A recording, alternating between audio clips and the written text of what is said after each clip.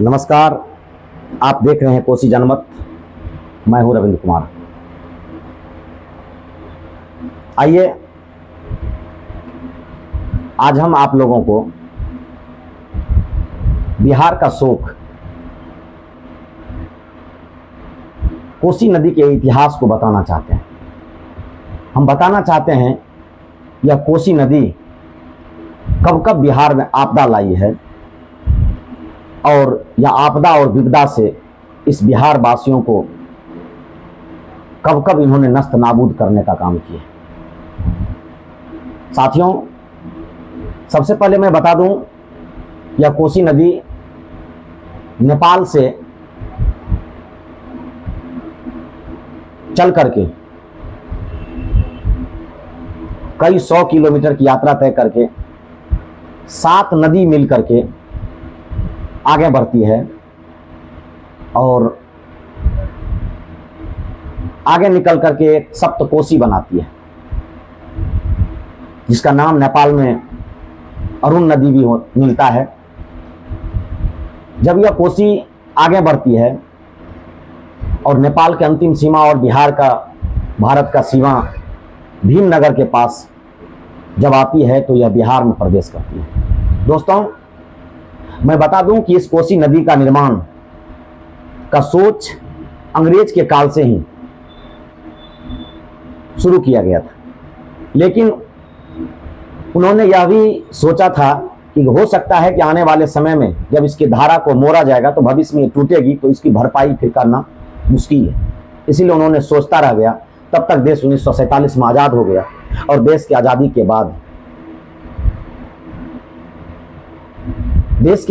बाद भारत में 1946 में अंतरिम सरकार का गठन किया गया 2 सितंबर 1946 को, और जवाहरलाल नेहरू के नेतृत्व में अंतरिम सरकार नेतृत्व संभाली थी। लेकिन देश तभी विषम परिस्थिति से जूझ रहा था। 1947 में देश आज़ाद हुआ 15 अगस्त 1947 को, और फिर संविधान बनकर के तैयार हुआ 26 जनवरी 1950 को। जब लागू किया गया संविधान डॉक्टर राजेंद्र प्रसाद के द्वारा, जो तैयार संविधान 26 नवंबर 1949 को ही हो गया था, लेकिन उसको लागू किया गया 26 जनवरी 1950 को, क्योंकि 24 जनवरी 1950 को डॉक्टर राजेंद्र प्रसाद को भारत का राष्ट्रपति सर्वसम्मति से नियुक्त कर दिया गया। और जब संविधान बनकर तैयार हुआ, लागू हुआ, तो 1951-52 में पहला लोकसभा चुनाव हुआ और लोकसभा के चुनाव में जवाहरलाल नेहरू की सरकार सत्ता में आई। जब जवाहरलाल नेहरू की सरकार सत्ता में आई तो पहले से बात चलते आ रहे अंग्रेज की सरकार को फिर से इन्होंने शुरुआत करने का प्रयास किया, क्योंकि प्रथम आम चुनाव के बाद 1951-52 के दरमियान ही 51 से लेकर 56 तक प्रथम पंचवर्षीय योजना का शुरुआत किया गया, और पहला पंचवर्षीय योजना कृषि पर ही बल देने का काम किया गया। इसी को लेकर के पहला पंचवर्षीय योजना जब कृषि पर बल दिया गया, पहला पंचवर्षीय योजना के दरमियान 1954 में भारत सरकार ने नेपाल से एक समझौता किया, क्योंकि 1954 में ही चीन के साथ समझौता भी हुआ था, जिसको पंचशील समझौता भी कहा जाता है। और नेपाल के साथ समझौता करके इन्होंने एक बांध बनाने का, नदी को रोक करके एक बांध बनाने का प्रयास किया, क्योंकि बाढ़ बहुत ज्यादा तबाही करती थी बिहार में। और तब दूसरा पंचवर्षीय योजना जब 56 से लेकर के 61 के बीच में चलता है, तो इस पंचवर्षीय योजना के दरमियान ही 1958 ईस्वी में इस बांध का नींव रखा गया। दोस्तों, यह बैराज जो 56 फाटक का बैराज है, यह 1962 में बन करके तैयार हुआ, और वहीं से दोनों तरफ एक पश्चिम साइड से और एक पूरब साइड से बांध बनना तैयार हुआ। जो वो बांध वहां से लगभग 260 किलोमीटर की दूरी तय करते हुए वहां से आगे बढ़ती है, और ये नदियां जो पहले सप्तकोसी कहलाती है नेपाल में, वो कोसी के नाम से बिहार में प्रवेश करती है। वैसे इस नदी का नाम ऋग्वेद भी मिलता है कोशिका के नाम से, कोशिकी या कोशिका के नाम से। जब ये नदी आगे बढ़ती है तो ये सुपौल जिला में वीरपुर एक प्रखंड है, अनुमंडल प्रखंड है, जहां इनका अनुमंडल है, जहां इनका नाम कोसी पड़ता है। और सरकार का जो ये उद्देश्य था, ये उद्देश्य था बहु नदी घाटी परियोजना का निर्माण करना, इसका बांध बनाकर इससे बिजली प्राप्त करना, खेती पटवन करने का भी उद्देश्य से इनको ये शुरुआत किया गया था। 1958 में बांध बनाना शुरू हुआ, 1962 में बांध बन के तैयार हुआ। और जब बांध बन के तैयार हुआ तो वहां से कुल दूरी ये तय करते हुए ये बांध आकर के सलखुआ के पास आके कोसी बांध आके सटती है और यहाँ आके वो खत्म होती है। फिर आगे वह वहां से नदियां बन करके निकलते हुए जाके कुर्सेला में ये नदी गंगा में जाके मिलती है। जहां ये नदी गंगा में मिलती है उसको त्रिमोहिनी कहा जाता है, त्रिमोहिनी संगम कहा जाता है। यानी नेपाल के बेराज से आकर के भीमनगर से आकर के 260 किलोमीटर की दूरी तय करते हुए ये कुर्सेला में जाकर के गंगा में मिल जाती है। जब ये वहां से निकल करके आगे बढ़ती है तो गंगा में इसका संगम होता है। इसकी कई सहायक नदियां भी है, छोटी छोटी नदियां भी है जो बीच में अपने आप को ये समा लेती है उस नदियां को। और आए दिन 1962 से ही यह विकराल रूप दिखाते आया है, जिसमें अब तक ये देखा जाए जो 29 और 30 तारीख 2024 को जो ये नवमा महीना में टूटा है, इसको लगा करके कुल 9 बार अब तक ये बांध टूट चुका है। जिसमें हम आपको बताएंगे ये बांध कब कब टूटा और कहां कहां टूटा, इस बात पर भी हम चर्चा करेंगे। आइए, तो सबसे पहले जब 1962 में यह बांध बनकर तैयार हुआ तो 1963 में यानी 21/8/1963 को यह बांध पहला बार टूटता है नेपाल के इलवा गांव में। पहला बार यह टूटता है नेपाल के इलवा गांव में। और फिर दूसरा बार जब यह टूटता है तो 5/10/1968 को दरभंगा जिले के जो वर्तमान में टूटा है जहां जमालपुर के पास, ये टूटा था दूसरा बार 1968 ईस्वी को। और फिर तीसरा बार 14/8/1971 को सुपौल के भटनिया गांव के निकट यह बांध टूटा था 1968 में। तीसरा बार 1971 में तीसरा बार भटनिया गांव के निकट सुपौल में टूटा था। और फिर चौथा बार 8 अगस्त 1980 को यह बांध सहरसा जिला के बहुरवा गांव में टूटा था।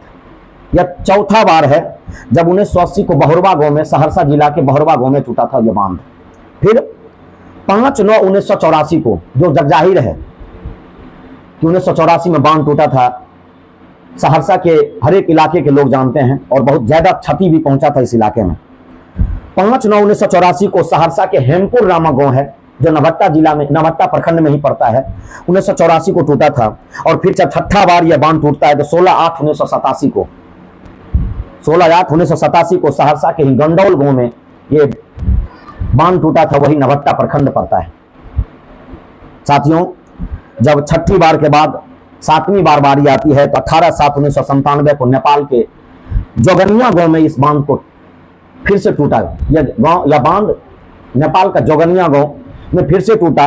और जब 7वां बार के बाद 8वां बार टूटा तो 8वां बार बिहार में उस समय में इतनी बड़ी तबाही लाई कि भारत सरकार, मनमोहन सिंह जी की सरकार था, और यह सरकार इसको राष्ट्रीय आपदा घोषित कर दिया, जिसमें सहरसा, सुपौल, मधेपुरा से लेकर के अररिया, किशनगंज, ये तमाम इलाका बाढ़ के प्रलय में बह चुका था।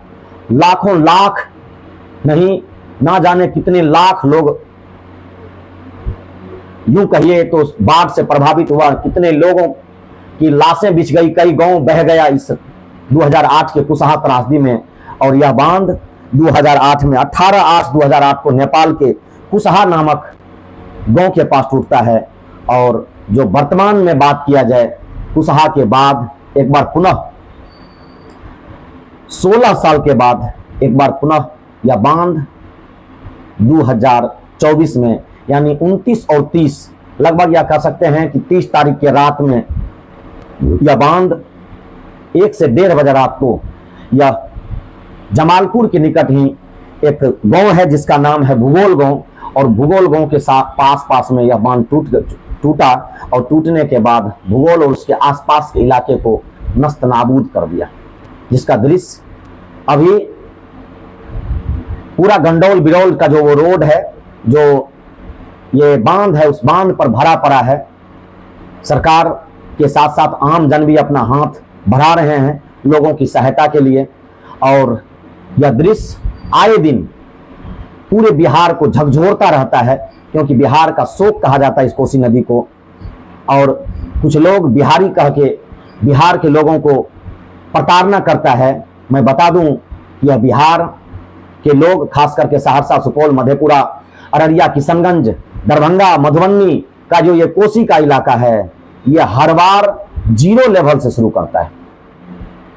यह कोसी की आपदा और विपदा बराबर इसको नीपते पोतते रहती है, और यहाँ के लोग इतनी जज्बाती और इतने जुनून वाले लोग हैं कि हर बार अपने जीवन को जीरो से शुरू करते हैं और फिर से वह आगे बढ़ते हैं, लेकिन फिर अगले साल आकर के यह कोसी नींव पोत देती है।